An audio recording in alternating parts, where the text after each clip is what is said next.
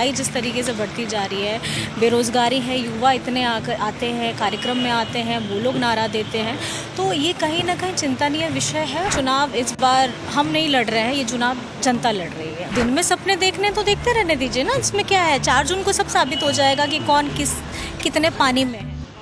हेमंत सोरेन के गैर मौजूदगी में जेएमएम और जेएमएम का प्रचार का कमान संभाल रखा है कल्पना सोरेन ने।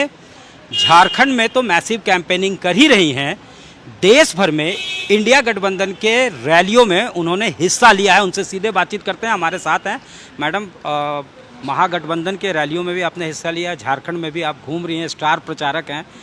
जनता का मूड मिजाज कैसा लग रहा है और क्या इशू आपको उनको समझ में आया, उनके इश्यूज क्या हो सकते हैं, क्या समझ में आया, क्या पढ़ा आपने? देखिए, जितना मैंने जनता के खास करके मैं आपको अगर बताना चाहूँगी तो मैं सबसे ज़्यादा रूबरू हुई मेरे गांडे की जनता से।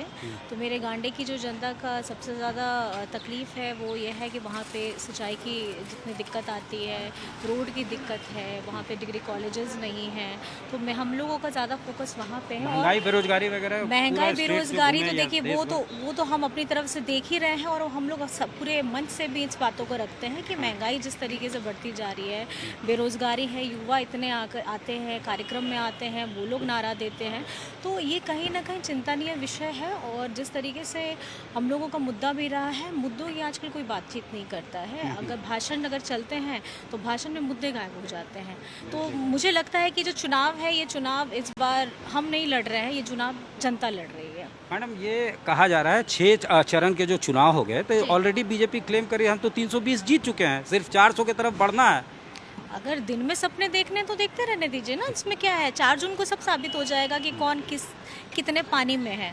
तो मुझे लगता है कि ज़्यादा दिन में अगर ख्याली पुलाव ना बनाएं, अपनी कमज़ोरियों को छिपाने का एक बहाना ना ढूंढें, और नारे जैसे आपने भी देखे होंगे, पहले चरण में अलग था, दूसरा चरण में अलग था, तीसरा चरण में अलग था, और इसी तरीके से जब इनके नारे ही हर एक चरण में बदल रहे हैं तो 4 तारीख को बदलाव की तैयारी तो हो ही चुकी है, और पूरा हिंदुस्तान, पूरा भारत अब इंडिया गठबंधन का इंतजार कर रहा है। एक लास्ट सवाल मैडम कि नैरेटिव जो सेट करने का कोशिश किया गया, पीएम ने यहाँ पे झारखंड में आके कहा कि इस बार का चुनाव विकास बनाम भ्रष्टाचार के मुद्दा पे होगा, नोटों के पहाड़ मिल रहे हैं।